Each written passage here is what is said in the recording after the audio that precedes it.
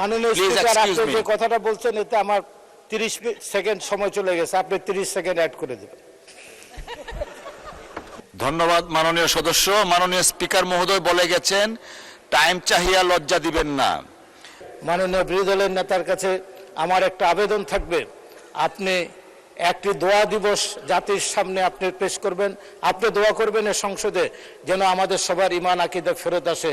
এই যে আমরা সবাইকে আসিয়া বানিয়ে ফেললাম আর আমরা সবাই ফেরাউন হয়ে গেলাম, এই ফেরাউন থেকে আমরা যেন ফেরত আসি আর আমাদের মা বোনরা যেন আসিয়ার থেকে ফেরত আসে। জনাব মোহাম্মদ বরকতুল্লাহ বুলু, জনাব মোহাম্মদ বরকতুল্লাহ বুলু, আপনার সময় 10 মিনিট। ধন্যবাদ আপনাকে। বিসমিল্লাহির রহমানির রহিম। মাননীয় স্পিকার, আপনাকে ধন্যবাদ আমাকে সময় দেওয়ার জন্য। আমি আপনার দৃষ্টি আকর্ষণ করছি মাননীয় স্পিকার, আমি এই সংসদে রাষ্ট্রপতির ভাষণে বক্তব্য রাখি নাই এবং এই বাজেট এই কোনো কোশ্চেন কিছু করি নাই। একদিন মাননীয় বিরোধী দলের নেতার একটি নোটিশের উপর আমি একটু বক্তব্য রেখেছিলাম 7 মিনিট। অতএব আপনি আমাকে একটু কনসিডার করবেন, যেহেতু আমি বক্তব্য রাখিনি। আপনি আমার অত্যন্ত কাছের মানুষ, আপনাকে আমি ভালো জানি। মাননীয় সদস্য, আমি একটু ক্লিয়ার করি। আমি প্রথম দিনই বলেছি I am instructed and advised by the honourable speaker. This morning honourable speaker instructed me not to extend time. মাননীয় স্পিকার, আপনি যে কথাটা বলছেন এতে আমার 30 সেকেন্ড সময় চলে গেছে, আপনি 30 সেকেন্ড অ্যাড করে দেবেন।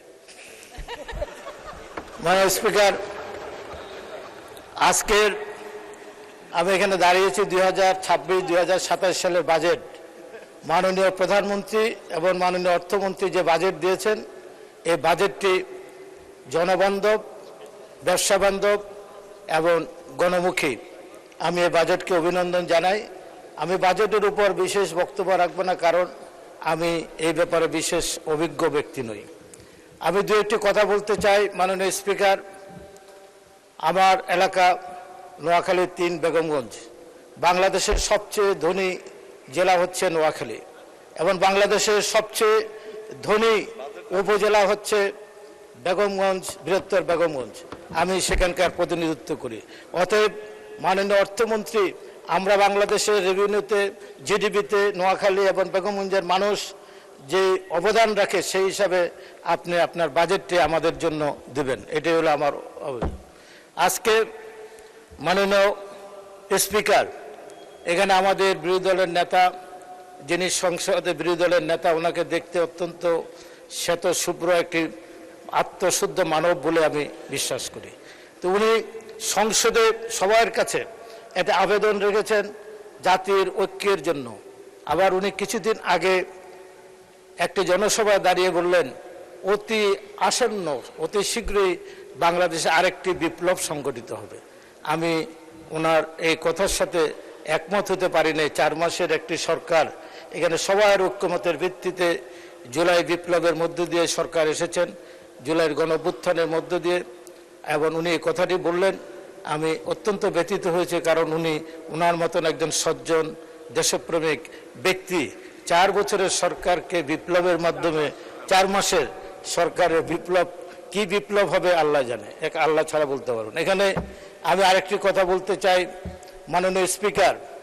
আমরা যে এলাকার সমস্ত মানুষ আমাদেরকে বলে, সেখানে একটি নির্বাচনের সময় একটি স্লোগান ছিল, আসিয়া যদি বেহেশতে যেতে পারে ফেরাউনের স্ত্রী, তাহলে আপনারা কেন যেতে পারবেন না? আমাদের মা বোনদের যে ইমান আকীদা নষ্ট হয়েছে, আমরা সবাই ফেরাউন হয়ে গেলাম আর আমাদের স্ত্রীরা, মা বোনরা সবাই আসিয়া হয়ে গেল।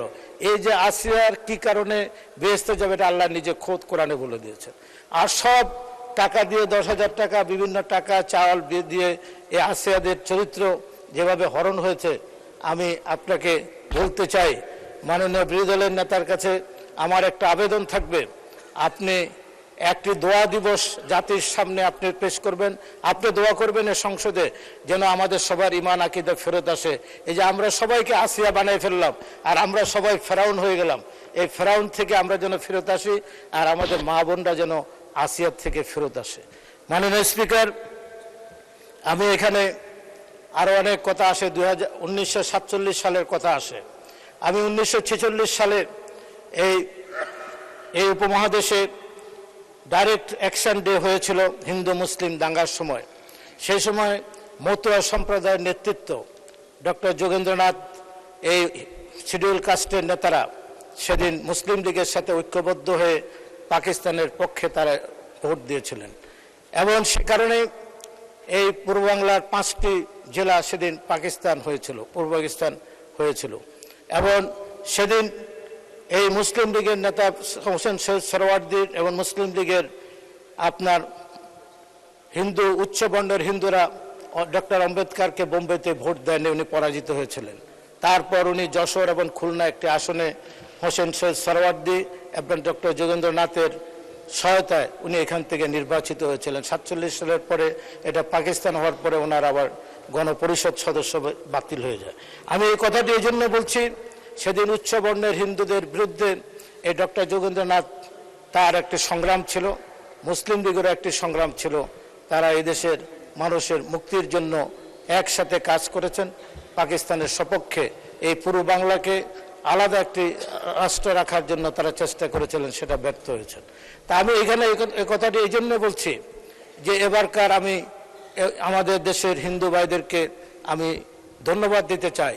46 সালে তারা যেভাবে 47 সালে পাকিস্তানের পক্ষে হিন্দু সম্প্রদায়ের এই শিডিউল কাস্টের নেতারা তারা ভোট দিয়ে 5টি জেলাকে পাকিস্তান করেছিল, এবারও তারা বাংলাদেশকে রক্ষা করার জন্য তারা সমস্ত হিন্দু ভাইরা, শতকরা 99% হিন্দু ভাইরা এই বিএনপির ধানের শীষে শহীদ প্রেসিডেন্ট জিয়া রহমানের প্রতীক, স্বাধীনতার মহান ঘোষক বেগম খালেদা জিয়ার প্রতীক ধানের শীষের প্রতি ভোট দিয়ে তারা বিএনপিকে ক্ষমতা আনার চেষ্টা করে। কি কারণে আমি তাদেরকে জিজ্ঞাসা করেছি, আমরা 1971 সাল আর দেখতে চাই না। আমরা 1 কোটি মানুষ সেদিন ভারতে নির্বাসিত হয়েছিলাম, আমরা রিফিউজি হয়েছিলাম। এবারও যদি আমরা আতঙ্কিত, যদি বিএনপি ক্ষমতা না আসে, আবার না আমাদেরকে ভারতে চলে যেতে হয়। তো এই অবস্থা থেকে 1971 সালের মহান মুক্তিযুদ্ধকে ধারণ করে আমরা 30 লক্ষ শহীদের রক্তের সাথে আমরা বেমানি না করি, এটাকে ধরে রেখে আমাদের বাংলাদেশের অর্থনীতি, বাংলাদেশের বাজেট, আমি যদি এখানে দাঁড়িয়ে বলতে চাই, অর্থমন্ত্রী আছেন, বাংলাদেশের বাজেট প্রণয়ন করার জন্য কোথাও যেতে নাই। পৃথিবীর সমস্ত 700 কোটি মানুষের একদম মৃত্যু থেকে জন্ম থেকে মৃত্যু পর্যন্ত একটি প্রশ্নের উত্তর সেখানে আছে, সেটা হলো হযরত মুহাম্মদ সাল্লাল্লাহু আলাইহি ওয়াসাল্লামের জন্ম থেকে মৃত্যু পর্যন্ত ওনার জীবনী দেখলে সকল মানুষের প্রশ্নের উত্তর পাওয়া যাবে। আর বাংলাদেশের জন্মের পর বাংলাদেশের এই যে বাজেট প্রণয়ন, বাংলাদেশের সকল সমস্যা, এটা যদি আপনি দেখতে চান তাহলে জিয়া রহমানের স্বাধীনতার ঘোষণা থেকে ওনার 4.5 বছরের ক্ষমতায় উনি যেভাবে দেশকে উন্নয়ন করেছেন, উনি 1-2টি বাজেট উনি নিজে অর্থমন্ত্রী হিসেবে ঘোষণা দিয়েছিলেন, বাজেট পেশ করেছিলেন। ওনার বাজেটের দিকে তাকালে, ওনার দেশ শাসনের দিকে তাকালে, ওনার দেশপ্রেমের দিকে তাকালে আমাদের সমস্ত প্রশ্নের বাংলাদেশের উত্তর পাওয়া যাবে শহীদ প্রেসিডেন্ট জিয়া রহমানকে। এখানে শহীদ প্রেসিডেন্ট জিয়া রহমান থেকে যদি আমরা বিচ্যুত হই, তাহলে বাংলাদেশের স্বাধীনতার সার্বভৌমত্বের আপনার হুমকির সম্মুখীন হবে। আমি মাননীয় স্পিকার আপনার মাধ্যমে অর্থমন্ত্রীর কাছে দাবি রাখতে চাই, আজকে ইরান পৃথিবীতে একটি মডেল হয়েছে, উত্তর কোরিয়া মডেল হয়েছে। কি কারণে? তারা যদি সামরিক খাতে এই উন্নতি না করতে পারতো, তাহলে আজকে ইরানের মানচিত্র থাকতো না।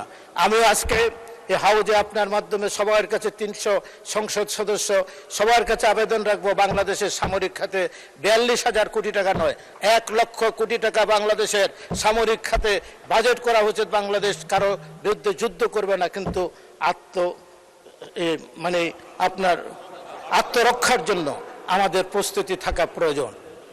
এই খাতে যদি ইরান যদি এই প্রস্তুতি না রাখতো, তাহলে ইরানের মানচিত্র থেকে ইরান বসে যেত।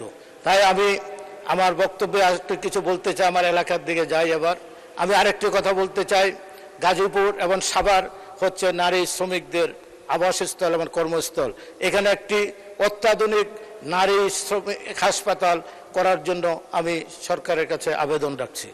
আজকে আমি আমার এলাকার কথা কিছু বলতে চাই। মাননীয় স্পিকার, আমি আগেই বলেছি, আমার বেগম খালেদা জিয়া ক্ষমতায় থাকার সময় আমার চমুনি এসএ কলেজটি বন্ধ হয়ে গেছিল। প্রায় 40 একরের উপরে কলেজটি নির্মিত। এই কলেজের উনি 13টি বিভাগে সেদিন অনার্স কোর্স চালু করেছিলেন, 105 জন শিক্ষক নিয়োগ দেওয়ার ব্যবস্থা করেছিলেন। আমি আপনার মাধ্যমে শিক্ষামন্ত্রী এখানে নাই আছেন, বললো যে ন্যূনতম 6টি মাস্টার্স কোর্স এই কলেজে চালু করার জন্য দাবি জানাচ্ছি। আমার এখানে একটি শহীদ প্রেসিডেন্ট জিয়াউর রহমান, এক মিনিট বাড়াই দেবেন স্পিকার, 1 মিনিট। একটি ভোকেশনাল ডিপ্লোমা ইনস্টিটিউট করেছিলেন, আমি সেটাকে 91 সালে ডিপ্লোমা করেছিলাম, 2001 সালে এটাকে বিএসসি ইঞ্জিনিয়ারিং কলেজে রূপান্তর করেছি। শহীদ প্রেসিডেন্ট জিয়াউর রহমান 30 বিঘার উপর একটি ATI, একটি এগ্রিকালচার ট্রেনিং ইনস্টিটিউট করে গেছেন, সেখানে। ধন্যবাদ মাননীয় সদস্য। মাননীয় স্পিকার মহোদয় বলে গেছেন, টাইম চাহিয়া লজ্জা দিবেন না।